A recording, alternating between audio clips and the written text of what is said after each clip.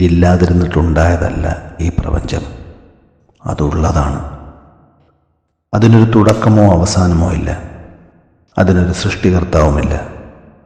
നിരന്തരം മാറിക്കൊണ്ടിരിക്കുന്നൊരു പ്രപഞ്ചമാണിത്. മാറ്റങ്ങളുടെ ഗതിവേഗം വ്യത്യസ്തമാണ്. അത് മനസ്സിലാക്കാൻ നാം മനുഷ്യർ വികസിപ്പിച്ചെടുത്ത രണ്ട് അളവുകോലുകളാണ് കാലവും ദേശവും.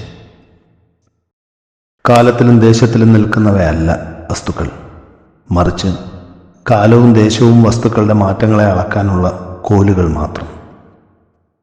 എല്ലാ തുടക്കങ്ങളും മനുഷ്യനിർമ്മിതങ്ങളാണ്. മാറിക്കൊണ്ടിരിക്കുന്ന പ്രപഞ്ചത്തെ മനസ്സിലാക്കാൻ ശ്രമിക്കുന്ന ആർക്കും തുടക്കം ആവശ്യമാണ്. തുടക്കങ്ങളും ഒടുക്കങ്ങളും മനുഷ്യർക്ക് ഒഴിച്ചുകൂടാൻ കഴിയില്ല. ആശയവിനിമയം ചെയ്യുന്ന രണ്ടുപേർക്ക് അത്യാവശ്യമായി തീരുന്നു എല്ലാ തുടക്കങ്ങളും ഒടുക്കങ്ങളും. പ്രപഞ്ചത്തിൽ അത്തരത്തിലുള്ള ആരംഭങ്ങളും അവസാനങ്ങളും ഉള്ളതായി നാം കണക്ക് കൂട്ടിക്കൂടാ.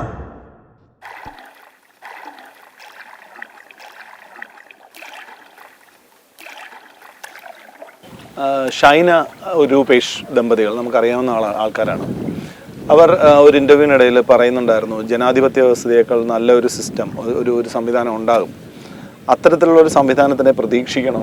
മൈത്രേയൻ പറയുന്ന പോലെ ജനാധിപത്യം എന്ന് പറയുന്ന വ്യവസ്ഥിതി ആർക്കും മനസ്സിലാകാത്തത് കൊണ്ട് തന്നെ അത് ക്രമീകരിക്കേണ്ട ഒരവസ്ഥ ഉണ്ടാകണം. പ്രതിപക്ഷമായി നിൽക്കണോ, പ്രതിപക്ഷം അല്ല ഭരണപക്ഷത്ത് നിന്ന് ജോലി ചെയ്യണോ, ജനങ്ങളോട് അടുത്ത് നിൽക്കുന്ന പഞ്ചായത്ത് എന്ന് പറയുന്ന പഞ്ചായത്ത് രാജ് ആക്ട് 94 ശേഷം പഞ്ചായത്ത് എന്ന് പറയുന്ന ഒരവസ്ഥയിൽ നിന്നുകൊണ്ട് നമ്മൾ ചിന്തിക്കുന്നത് എത്രത്തോളം പ്രാവർത്തികമാകും, അതെങ്ങനെയാണ് പ്രാവർത്തികമാക്കേണ്ടത് എന്നാണ് മൈത്രേയൻ്റെ ഒരു അഭിപ്രായം. നമ്മുടെ മുന്നിലുള്ള യഥാർത്ഥ പ്രശ്നം എന്ന് പറയുന്നത് ഈ ഭരണപക്ഷമാകുമോ പ്രതിപക്ഷമാകുമോ എന്നുള്ളതൊന്നുമല്ല. അതൊക്കെ ഈ ജനാധിപത്യത്തിനെ വളരെ റെഡ്യൂസ് ചെയ്താണ് ഇവർ കാണുന്നത്. നമ്മുടെ യഥാർത്ഥ പ്രശ്നം എന്ന് പറയുന്നത് സിസ്റ്റമാണ്. സിസ്റ്റത്തിനെ ഡീസെൻട്രലൈസ് ചെയ്യാതെ അതിനെ ചെറുതാക്കി ആൾക്കാരുടെ നേരിട്ടുള്ള പാർട്ടിസിപ്പേറ്ററി, ശരിക്കും പറഞ്ഞാൽ ആളുകൾ ഡെമോക്രസിയെ ഇപ്പം സംസാരിക്കുന്നത് റെപ്രസെൻറ്റേറ്റീവ് ഡെമോക്രസി എന്നും പാർട്ടിസിപ്പേറ്ററി ഡെമോക്രസി എന്നൊക്കെ പറഞ്ഞ് രണ്ട് വാക്ക് ഉപയോഗിക്കുന്നുണ്ട്. യഥാർത്ഥത്തിൽ ജനാധിപത്യം എന്ന് പറയുന്നത് ഇങ്ങനെ രണ്ടായിട്ട് തിരിക്കാനൊന്നും നോക്കത്തില്ല. ആ ആളുകളുടെ പാർട്ടിസിപ്പേഷൻ ഉറപ്പാക്കേണ്ട കാര്യങ്ങൾ ചെയ്യാതിരുന്നിട്ടാണ് ഇന്ന് പാർട്ടിസിപ്പേറ്ററി ഡെമോക്രസി എന്ന് പറഞ്ഞിട്ട് പങ്കാളിത്ത ജനാധിപത്യം എന്ന് പ്രാതിനിധ്യ ജനാധിപത്യം എന്ന് പറഞ്ഞാൽ രണ്ട് തരത്തിൽ പറയാൻ ബാധ്യത വന്നത്. തെരഞ്ഞെടുപ്പ് മാത്രമേ നടക്കുന്നുള്ളൂ, എന്നിട്ട് ഭരണമാണ് നടന്നുകൊണ്ടിരിക്കുന്നത്. ഭരണമല്ല ജനാധിപത്യത്തിന് ആവശ്യം. ജനാധിപത്യത്തിന് വേണ്ടതെന്ന് പറയുന്നത് ക്രമീകരണങ്ങളാണ്, സേവനങ്ങളാണ്. ജനപ്രതിനിധികളെയാണ് നമ്മൾ തിരഞ്ഞെടുക്കുന്നത്, അവരെ ഭരിക്കാനല്ല നമ്മൾ വിടുന്നത്. ഇത്രയും തിരിച്ചറിയേണ്ടതുണ്ട്. ജനാധിപത്യം നടന്നുകൊണ്ടിരിക്കുകയാണെന്ന് തെറ്റിദ്ധരിക്കുന്നതുകൊണ്ടാണ് ഈ ഇതിനേക്കാളും വലിയ മെച്ചപ്പെട്ട ഒരു സിസ്റ്റത്തിനെ പറ്റിയൊക്കെ പറഞ്ഞുകൊണ്ടിരിക്കുന്നത്. ഈ സിസ്റ്റം നമ്മൾ ഇതുവരെ ഡെവലപ്പ് ചെയ്തിട്ടില്ല.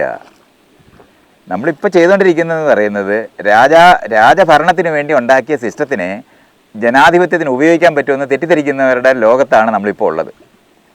ഇതാണ് മനസ്സിലാക്കേണ്ടത്.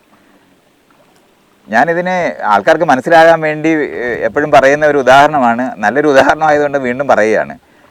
തോക്കും വാളും തന്നിട്ട് അയലത്തുകാരനെ സ്നേഹിക്കണം ഇത് വെച്ച് എന്ന് പറഞ്ഞാൽ എങ്ങനെയാണോ സാധിക്കാത്തതുപോലെയാണ് ഇത് മനസ്സിലാക്കേണ്ടത്. പോലീസ് സ്റ്റേഷന്, കോടതി, ഈ വില്ലേജ് ഓഫീസ്, സെക്രട്ടേറിയറ്റ് എന്നൊക്കെ പറയുന്ന എല്ലാം മേല് കീഴുള്ള സംവിധാനമാണ്. അത് രാജാവ് ഉണ്ടാക്കിയതാണ്. രാജാവിൻ്റെ ആയുധങ്ങൾ പിടിച്ചെടുത്ത് ജനകീയവൽക്കരിക്കാൻ കഴിയില്ല എന്നാണ് അറിയേണ്ടത്. ഇതിനാണ് നമ്മൾ ഈ പഞ്ചായത്ത് ഉണ്ടാക്കാൻ ശ്രമിച്ചത്. പഞ്ചായത്ത് അവിടെ കിടക്കുകയാണ്. നേരത്തെ ഉണ്ടായിരുന്ന പഞ്ചായത്ത് എന്ന് പറയുന്ന കാപ്പ് പഞ്ചായത്ത് എന്ന് പറഞ്ഞാൽ ജാതി സമ്പ്രദായത്തിന് വേണ്ടി ഉണ്ടാക്കിയതല്ല. നമ്മൾ ഈ പറയുന്നത് തെരഞ്ഞെടുപ്പുമായിട്ട് ബന്ധപ്പെട്ടതാണ്. അപ്പോൾ തിരഞ്ഞെടുക്കുക എന്ന് പറയുന്ന സാധനം നമ്മൾ വ്യക്തമായിട്ട് തിരിച്ചറിയേണ്ടതുണ്ട്. ആ തിരഞ്ഞെടുക്കാനായിട്ട് കഴിവുള്ള പൗരരെ നിർമ്മിക്കേണ്ടതുണ്ട്. ഇത് ക്ലാസ് റൂമിൽ ചെയ്യേണ്ടതാണ്, വീടുകളിൽ പറ്റത്തില്ല. അതുകൊണ്ട് ക്ലാസ് റൂം ഇതുവരെ നമുക്ക് ജനാധിപത്യവൽക്കരിക്കാൻ കഴിഞ്ഞിട്ടില്ല. നമ്മൾ ജോലിക്കാരെ ഉണ്ടാക്കുന്ന സ്ഥലമാണ് അത്. പൗരബോധ നിർമ്മാണം അതിനകത്തില്ല. ഭരണഘടന വായിക്കപ്പെടുന്നോ അത് പഠിക്കപ്പെടുന്നോ എങ്ങനെയാണ് നമ്മൾ ജീവിക്കേണ്ടതെന്നും എന്ത് തരത്തിലുള്ള ഉത്തരവാദിത്തങ്ങളാണ് ഒരു പൗരനെന്നുള്ള നിലവാരത്തിൽ നമ്മൾ ചെയ്യേണ്ടതെന്ന് പറയുന്ന കാര്യങ്ങളൊന്നും തന്നെയും ഈ പറയുന്ന ക്ലാസ് റൂമിൽ നടക്കുന്നില്ല.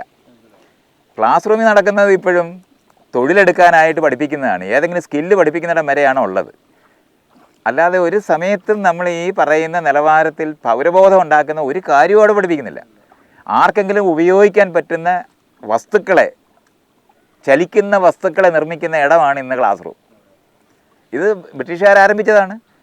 അതിൻ്റെ തുടർച്ചയിലാണ് നമ്മളിപ്പോഴും നിൽക്കുന്നത്. നമ്മളിപ്പോൾ ബ്രിട്ടീഷുകാർക്ക് പകരം ഇന്ത്യ ഭരിക്കുന്നവർ ഇന്ത്യക്കാരായ കുറേ ഭരണാധികാരികളെ ഉണ്ടാക്കി എന്നുള്ളതാണ് ആകെ വന്ന വ്യത്യാസം. ഭരണഘടന അവിടെ നോക്കുകുത്തിയായിട്ടിരിക്കുകയാണ്. നിലനിന്നിരുന്ന സകല വിവേചനത്തിന് ജാതി മത പ്രാദേശിക ബോധ ഭാഷാപരമായ തരംതിരിവുകൾ മുഴുവനും കൂടെ അതിൻ്റെ മുകളിൽ ഒരു കമ്പളം എടുത്ത് വിരിക്കുന്നത് പോലെയാണ് നമ്മളിപ്പോൾ ഈ ഭരണഘടന നിൽക്കുന്നത്. ഇതുകൊണ്ടാണ് ഇപ്പോൾ ഒരു തിരഞ്ഞെടുക്കുന്ന ഇണയെ തിരഞ്ഞെടുത്ത ഒരു പെണ്ണും ചെറുക്കനെയും പിടിച്ചോണ്ട് പോയി പോലീസ് സ്റ്റേഷനിൽ കൊണ്ടുപോയി പോലീസുകാരും കൂടെ ചേർന്നിട്ട് മജിസ്ട്രേറ്റിൻ്റെ അടുത്ത് കൊണ്ടുവരുമ്പോൾ മജിസ്ട്രേറ്റ് ചോദിക്കും, നിങ്ങൾക്ക് എത്ര വയസ്സായി? 18 വയസ്സ് കഴിഞ്ഞ്. നിങ്ങൾ ആരുടെ കൂടെ പോകണം? ഞാൻ അവരുടെ കൂടെ പോവാണെന്ന് പറയുമ്പോൾ അതുവരെ കുറ്റവാളികളായി പിടിച്ചുകൊണ്ട് വന്നവരാണ്, കുറ്റം ചെയ്തവരായിട്ടാണ് അവരിക്കുന്നത് ഈ പിടിച്ചോണ്ട് വന്നവർ നിൽക്കുന്നത്. പെട്ടെന്ന് മജിസ്ട്രേറ്റ് ഘടനാപരമായിട്ട് മാത്രമാണ് പറയുന്നത്. മജിസ്ട്രേറ്റിന് ഇതിനകത്ത് ഒരു വിശ്വാസമില്ല. അയാൾക്ക് വേറെ വഴിയില്ലാത്ത കാരണം കൊണ്ടാണ്. അല്ലെങ്കിൽ ഈ പോലീസുകാരുടെ കൂടെ ചേർന്ന് അവരെ പിടിച്ച് അടിക്കും. അങ്ങനത്തെ മജിസ്ട്രേറ്റർമാരേ ഉള്ളൂ. അവൻ്റെ വീട്ടിൽ ഈ ഭരണഘടന വായിക്കത്തില്ല. ഇതാണ് സ്ഥലം. സ്കൂളുകളിൽ സംഘടനകളുണ്ട്, ഓഫീസുകളിൽ സംഘടനകളുണ്ട്. സ്കൂളുകളിലോ അല്ലെങ്കിൽ അത്തരത്തിലുള്ള സ്ഥലങ്ങളിലോ രാഷ്ട്രീയം പാടില്ല, കോടതികൾ തന്നെ നിർദ്ദേശിക്കുന്നു.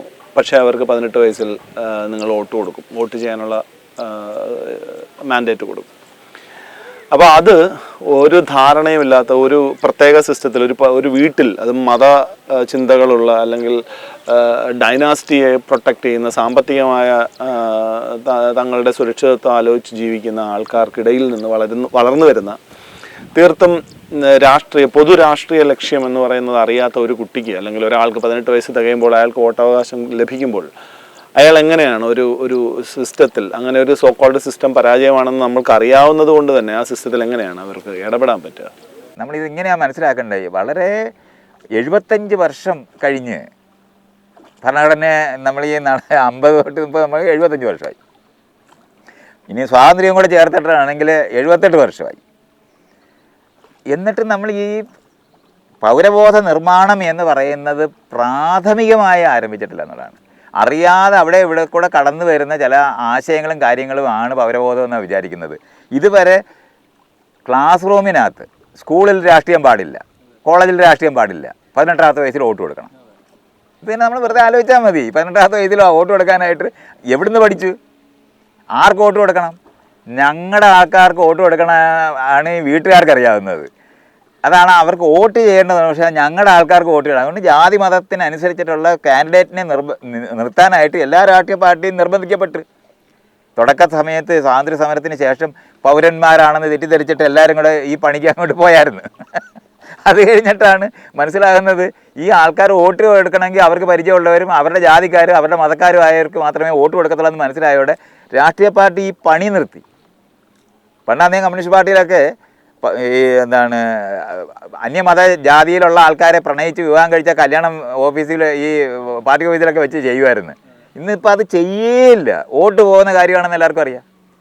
ഇങ്ങനെ തീരെ സാമൂഹിക മാറ്റത്തിന് വേണ്ടി ചെയ്യുന്ന ഒരു കാര്യവും ചെയ്യാതെ നിലനിൽക്കുന്ന വിശ്വാസങ്ങളെന്ന് പറയുന്ന മുഴുവൻ ഈ മത നേതാക്കന്മാർ ഭരിക്കുന്ന നാടാണിന്നുള്ളത്. പണ്ട് ഈ അമ്പലത്തിലും പള്ളിയിലും കിട്ടുന്ന കാശെന്ന് പറയുന്നത് അത് രാജാവിന് പോകുമായിരുന്നു. രാജാവിനെ മാറ്റിയോടെ ഈ കാശ് മുഴുവൻ ഈ മത നേതാക്കളുടെ കയ്യിലായി. അങ്ങനെ മത നേതാക്കൾ ഇന്ന് വലിയ ധനവാന്മാരായി മാറി ഈ ആളുകളെ അവരുടെ കയ്യിലിരിക്കുന്ന കുഞ്ഞാടുകളെ ഒഴുകി പോകാതിരിക്കാനായിട്ട് പൂട്ടുന്ന പോലെ ഈ ക്ലാസ് റൂമിനകത്ത്. അതുകൊണ്ടാണ് സ്കൂളും കോളേജും ആശുപത്രിയും മതവിശ്വാസികൾ എന്തിനാണ് ആരംഭിച്ചത്? നമ്മൾ വെറുതെ നോക്കിയാൽ മതി. ഈ ജനങ്ങളെ സ്വാധീനിക്കാൻ ഇതാണ് നല്ലതെന്ന് നമ്മുടെ ആൾക്കാർ നമ്മൾ ഒന്നിച്ച് നിന്നാൽ, ഇഫ് വി ഹാങ് ടുഗദർ എന്ന് പറയുന്ന കൺസെപ്റ്റാണ്. ഹാങ് ടുഗദർ എന്ന് പറയുന്ന, അല്ലെങ്കിൽ they will hang you separately എന്ന് പറഞ്ഞ് പഠിപ്പിക്കുന്ന ഇംഗ്ലീഷുകാരുടെ ഒരു പ്രയോഗമുണ്ട്. അതാണ് ഇവർ പറഞ്ഞുകൊണ്ടിരിക്കുന്നത്. നമ്മൾ ഒന്നിച്ച് നിന്നാൽ നമുക്ക് നല്ലതാണെന്ന്. അങ്ങനെ ഭരണത്തിൽ പങ്കാളികളാകാൻ, അത് ബ്രിട്ടീഷുകാരുടെ ഭരണത്തിനകത്ത് പങ്കാളികളാകാനാണ് ആൾക്കാർ ഒന്നിച്ച് നിന്നിരുന്നത്. ആ സാധനം തന്നെയാണ് ഇന്നും ചെയ്തുകൊണ്ടിരിക്കുന്നത്. ബ്രിട്ടീഷുകാർക്ക് പകരം ഇന്ത്യക്കാരായ മുതലാളിമാരും ഇന്ത്യക്കാരായ ഭരണാധികാരികളും അതുകൊണ്ട് സകല രാജാക്കന്മാരും രാഷ്ട്രീയ പാർട്ടി ചേർന്ന് നിങ്ങൾ നോക്കിയാൽ മതി എല്ലാ സ്ഥലത്തും. എന്നിട്ട് അവരുടെ പഴയ ക്ലൗട്ട്, സാമൂഹ്യമായിട്ടുണ്ടായിരുന്ന ആധിപത്യം ഈ രാഷ്ട്രീയ പാർട്ടിയെ മുഴുവൻ നിർണ്ണയിക്കുന്നിടത്തേക്ക് മാറി. ഇന്ന് നമുക്ക് വെറുതെ നോക്കിയാൽ മതി, എല്ലാ പണക്കാരും പാർട്ടിക്ക് എല്ലാ പാർട്ടിയിലും ചേർന്നിട്ടുണ്ട്. അവരാദ്യം വെറുതെ ഡൊണേഷൻ കൊടുക്കുന്നവർ മാത്രമായിരുന്നു. ഇന്ന് നേരിട്ട് അതിനകത്ത് പോയിരുന്നു. പിന്നെ ഈ തരത്തിലുള്ള ആശയങ്ങൾ, സാമൂഹിക മാറ്റത്തിനായ ആശയങ്ങൾ ഉണ്ടാക്കുന്നതിനും പറയുന്നതിനും വേണ്ടിയായിരുന്നു എല്ലാ പത്രങ്ങളും മീഡിയകളും മുഴുവൻ ഉണ്ടായത്. അത് മുഴുവൻ പണക്കാർ വാങ്ങി മാറ്റി ഇന്ന് ഒരൊറ്റ ഈ പറയുന്ന ആശയങ്ങളുമായിട്ട് യാതൊരു ബന്ധമില്ലാത്ത കാര്യങ്ങൾ പഠിപ്പിക്കുന്ന സ്ഥലമായിട്ട് സകല ടെലിവിഷനും സകല പത്രങ്ങളും മാറി. പത്രങ്ങൾ മുഴുവൻ ആരംഭിച്ചത് ജനാധിപത്യത്തിന് വേണ്ടി ആരംഭിച്ചതാണ്. അത് മുഴുവനും വാങ്ങി മാറ്റി. ഒരെണ്ണം പോലും ഇന്നില്ല. അത് മുഴുവൻ പണക്കാരിന്ന് ഭരിക്കുന്ന പണക്കാർ ഭരിക്കുന്ന സമൂഹമായിട്ട് മാറിയതിനെയാണ് ജനാധിപത്യമായിട്ട് ഇപ്പോൾ ആൾക്കാർ വിചാരിക്കുന്നത്. സിസ്റ്റം മുഴുവനെന്ന് പറഞ്ഞാൽ മേലുകീഴുണ്ടാക്കിയതാണ്. അതുകൊണ്ട് പ്രോട്ടോകോൾ അനുസരിച്ചിട്ടാണ് ജനാധിപത്യം ഭരിച്ചുകൊണ്ടിരിക്കുന്നത്. നമ്മളത് ആലോചിച്ച് നോക്കണം, എന്തൊരു തമാശയാണെന്ന്. MLA ആണോ മേളിൽ, മേയറാണോ മുകളിൽ, MP ആണോ മുകളിൽ എന്നൊക്കെ പറഞ്ഞ് ഈ മുകളിലും താഴേലെന്ന് പറയുന്ന ആശയങ്ങളുമായിട്ട് ബന്ധപ്പെട്ടാണ് ഈ സംഭവം മുഴുവൻ നിൽക്കുന്നത്. ഇതൊന്നുമല്ല നമ്മൾ ഈ പറയുന്ന സാധനം. ഡീസെൻട്രലൈസ് ചെയ്യപ്പെടേണ്ടതുണ്ട്. ഇത് അഴിച്ചു പണിയേണ്ടതുണ്ട്. ഈ സ്ഥാപനങ്ങൾ മുഴുവൻ അഴിച്ചു പണിയേണ്ടതുണ്ട്. Of the people, by the people, for the people എന്ന് നമ്മൾ പറയുകയും എന്നിട്ട് ജനങ്ങൾ പരമാധികാരിയാണെന്ന് പറഞ്ഞിട്ട് സുപ്രീം കോടതി ഉണ്ടെന്നാണ് പറയുന്നത്. എങ്ങനെയാണ് സുപ്രീം കോടതി ഉണ്ടാകും? ഇതൊക്കെയാണ് നമ്മൾ മനസ്സിലാക്കേണ്ടത്. 5 കോടി കേസ് കെട്ടിക്കിടക്കുമ്പോഴും കോടതികൾ കറക്റ്റായിട്ട് ഇവിടെ ജനാധിപത്യവും അതൊക്കെ നടത്തിക്കൊണ്ടിരിക്കുകയാണെന്ന് തെറ്റിദ്ധരിക്കുന്ന ലോകത്താണ്. ജാതിയിൽപ്പെട്ട ആൾക്കാരാണ് ഇന്ന് ആ രാഷ്ട്രീയ പാർട്ടിയിനകത്ത് ഇരിക്കുന്നത് പോലെ തന്നെ ഈ സകല സ്ഥാപനങ്ങളിനകത്തും, കോടതിയായാൽ, പോലീസായാൽ, പട്ടാളമായാൽ, അഡ്മിനിസ്ട്രേഷൻ നമ്മൾ പറയുന്ന മേഖലകൾ, ഇത് മുഴുവനും ജാതി സംഘടനകളുടെ നിയന്ത്രണത്തിലാണ്. അവരാണ് ഭരിക്കുന്നത്. ഒരു വ്യത്യാസവും വന്നിട്ടില്ല. ബ്രിട്ടീഷുകാർ ഇത് അഴിച്ചിട്ടില്ല. കാരണം അവരെ സംബന്ധിച്ചോളം കാശ് പിരിച്ച് കൊടുത്താൽ മതി. അതുകൊണ്ട് റേത്തുവാരിയോ അല്ലെന്നുണ്ടെങ്കിൽ സെമീന്ദാരി സിസ്റ്റമോ ഒന്നും അവർ മാറ്റിയിട്ടില്ലായിരുന്നു. അതെല്ലാം അങ്ങനെ തന്നെ നിൽക്കുന്ന ഒരു നാട്ടിലാണ് നമ്മൾ ഈ ഭരണഘടനയെന്ന് പറയുന്ന ഒരു തുണി എടുത്ത് ഇതിൻ്റെ മേളിൽ, ഈ അഴുക്കിൻ്റെ മേളിൽ അങ്ങ് വിരിച്ചിട്ട് നമ്മൾ ജനാധിപത്യത്തിനകത്ത് ജീവിച്ചുകൊണ്ടിരിക്കുകയാണെന്ന് തെറ്റിദ്ധരിക്കുന്നവരാണ് നമ്മൾ.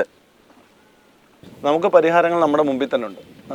മൈത്രേയൻ പറയുന്നത് പോലെ പ്രത്യക്ഷ ജനാധിപത്യം എന്ന് പറയുന്ന സ്ഥലം കൃത്യമായിട്ട് നമ്മുടെ ജനതയ്ക്ക് ബോധ്യപ്പെട്ടിട്ടില്ല. പഞ്ചായത്ത് തലത്തിലുള്ള സംവിധാനങ്ങളെല്ലാം പാടെ മറന്നുകൊണ്ട് അതിന് മുകളിലോട്ടുള്ള സംവിധാനങ്ങൾ, കീഴ് എന്ന് പറയുന്ന വ്യവസ്ഥ ഇപ്പോഴും നിലനിൽക്കുന്നത് കൊണ്ട് തന്നെ ആ സംവിധാനം കൃത്യമായിട്ട് എങ്ങനെയാണ് ജനങ്ങളുടെ ഇടയിലേക്ക് എത്തേണ്ടത്, എങ്ങനെയാണ് ആ ബോധ്യം ഉണ്ടാകേണ്ടത്, നമ്മൾ ജനങ്ങളോട് എങ്ങനെയാണ് മൈത്രേയൻ സംസാരിക്കേണ്ടത്? ഇതിൻ്റെ സിസ്റ്റം മുഴുവൻ ഉണ്ടാക്കേണ്ടതുണ്ട്. ഉണ്ടാക്കണമെന്ന് ആഗ്രഹിക്കുന്ന വശമാണ് പഞ്ചായത്ത് എന്ന് പറയുന്നത്. അത് തുടങ്ങി വെച്ചിട്ട് അവിടെ കിടക്കുകയാണ്. എന്തിനാണ് വില്ലേജ് ഓഫീസും തഹസീൽദാരുടെ ഓഫീസും കളക്ടറേറ്റും ഈ 3 ജില്ലാ പഞ്ചായത്തും ബ്ലോക്ക് പഞ്ചായത്തും ഗ്രാമപഞ്ചായത്തും ഉണ്ടായിട്ട് എന്തിനാണ് മറ്റേത് നിൽക്കുന്നത് പറയണ്ടേ? ഇപ്പം 2 എണ്ണം ഉണ്ട്. നമ്മൾ വെറുതെ പറഞ്ഞാൽ ഒരു സമയത്ത് കമ്പ്യൂട്ടർ വരുന്ന സമയത്ത് ഫയലിനകത്ത് എഴുതുകയും വേണം, കമ്പ്യൂട്ടറിനകത്ത് എൻട്രി ചെയ്യുകയും വേണം. ഇങ്ങനെ ഇരട്ടിപ്പണി ചെയ്യുന്ന പോലെയാണ് ഇപ്പോൾ ഈ നിൽക്കുന്ന പഞ്ചായത്ത് എന്ന് പറയുന്ന സാധനം. ഒരു വശത്ത് ചെയ്യുകയും മറുവശത്ത് ഒരുപോലെ. അപ്പോൾ ഇങ്ങനെ നമുക്ക് യാതൊരു മീനിങ്ങും ഇല്ല ഈ കാര്യത്തിനകത്തൊന്നും. എന്തു ഈ ചെയ്തുകൊണ്ടിരിക്കുന്നത് പോലും ആർക്കും അറിഞ്ഞൂടാ. എന്നിട്ട് ജനാധിപത്യം വർക്ക് ചെയ്യുന്നില്ലെന്ന്. അതുകൊണ്ട് ഞാൻ പറഞ്ഞ പാർട്ടിസിപ്പേറ്ററി ജനാധിപത്യം വേണമെന്നാണ് ആൾക്കാർ പറയുന്നത്. പങ്കാളിത്ത ജനാധിപത്യം. പങ്കാളികളല്ലാത്ത ജനാധിപത്യം ഉണ്ടോ? നമ്മൾ തന്നെ ഇതിനകത്ത് തമാശയാണ്. റെപ്രസെൻറ്റേറ്റീവ് ഡെമോക്രസിയെ ഉള്ളു, നമുക്ക് പങ്കാളിത്ത ജനാധിപത്യം ഇല്ലെന്ന് പറഞ്ഞിട്ടാണ് ഇന്ന് ഇതിൻ്റെ മൂവ്മെൻറ്റിനെ പറ്റി പറയുന്നത്. ഞാൻ പറയുന്നത് ഈ ഘടനാപരമായി മാറ്റം വരുത്താതെ നമുക്കിത് ചെയ്യാനേ പറ്റത്തില്ല. കോടതികളൊക്കെ അഴിച്ചു കളയേണ്ടതുണ്ട്. അപ്പോൾ ആളുകൾ പിന്നെ ഞങ്ങളുടെ കേസൊക്കെ ആര് പറയുമെന്നുള്ളതാണ്. കേസ് പഞ്ചായത്തിൽ തീരണം. പരസ്പരം ഒരു നാട്ടിലെ ജനങ്ങൾ അവരുടെ പ്രശ്നം യഥാർത്ഥത്തിൽ അറിയാവുന്ന കാര്യങ്ങളാണ്. ആ ആളുകളെ അറിയുന്നിടത്താണ് ആ ഡിസ്കഷൻ നടക്കേണ്ടത്.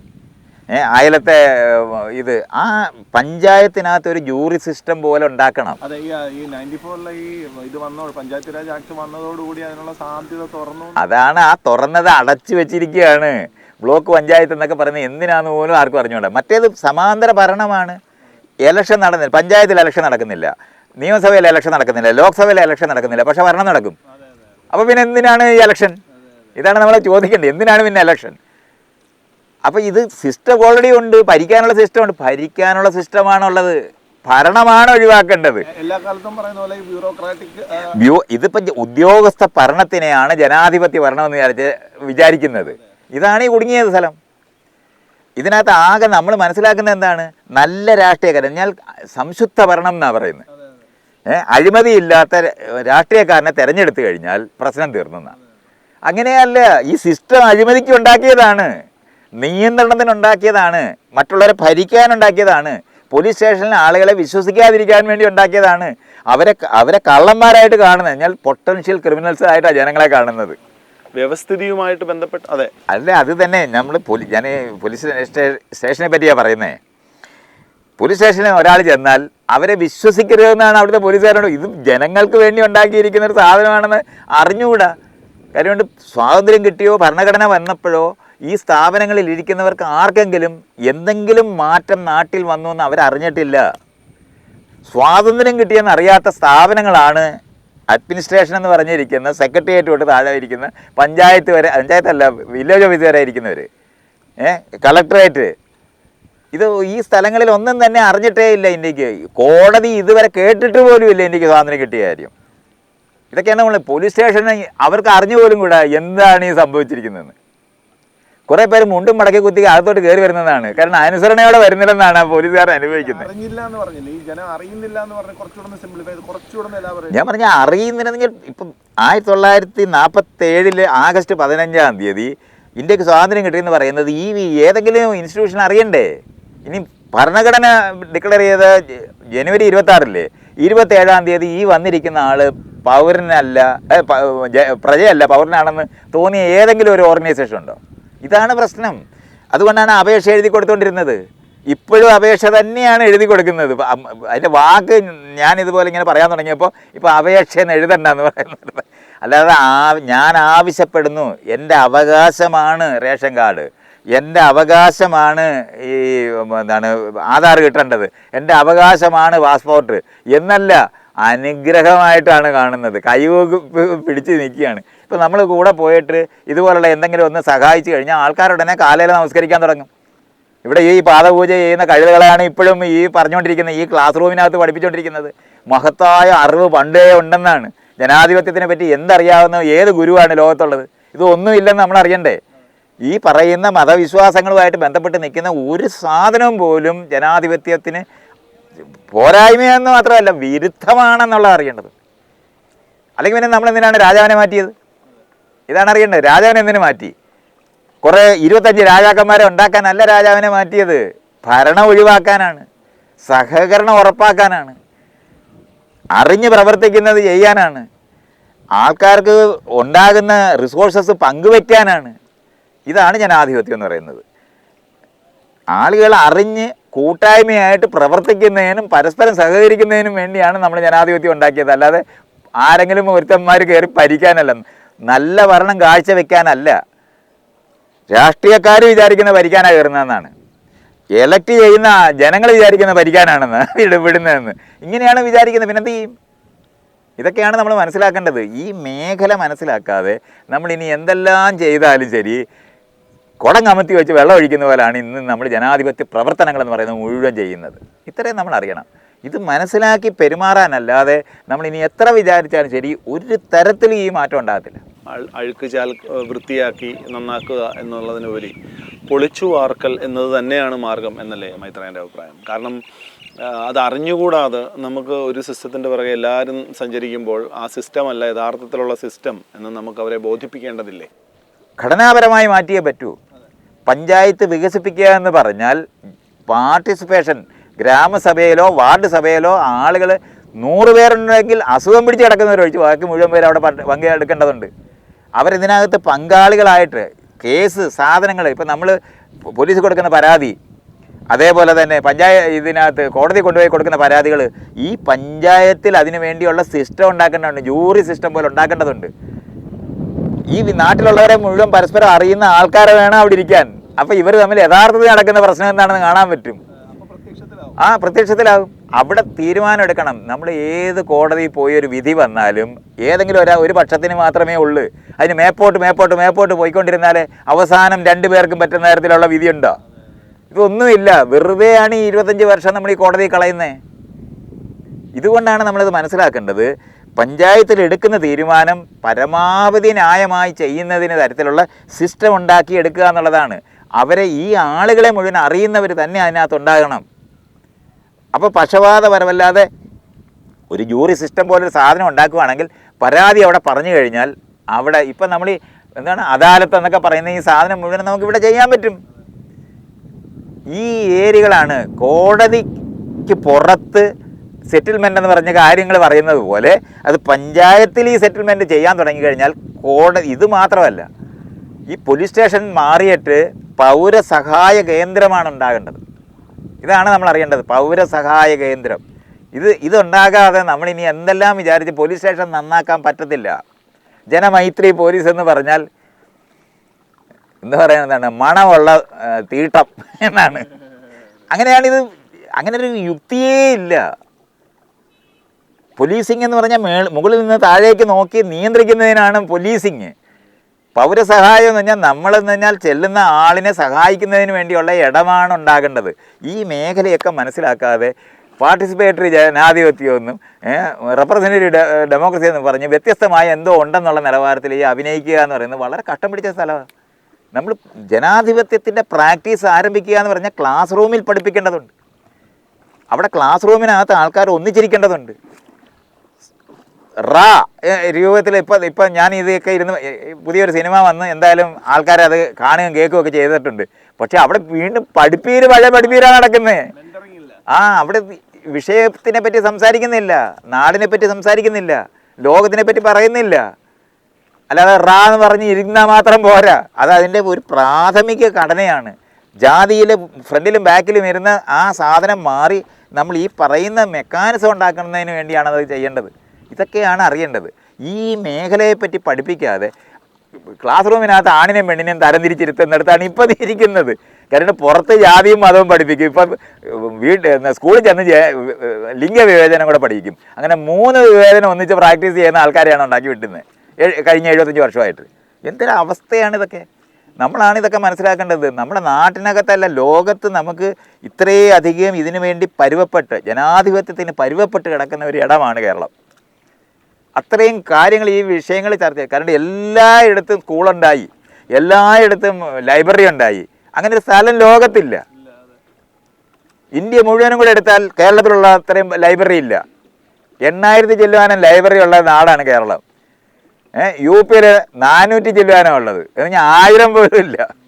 ഇന്ത്യ മുഴുവനുള്ള ലൈബ്രറികൾ എടുത്താൽ കേരളത്തിലാണ് ഏറ്റവും കൂടുതലുള്ളത്. അങ്ങനെ വായനയും പഠനവും ലോകത്തിനെ പറ്റി അറിവും ഈ എന്താണ് അവകാശങ്ങളെന്ന് പറയുന്ന ജനസാമാന്യം പൊതുബോധമായിട്ട് വന്നിട്ടുണ്ട്.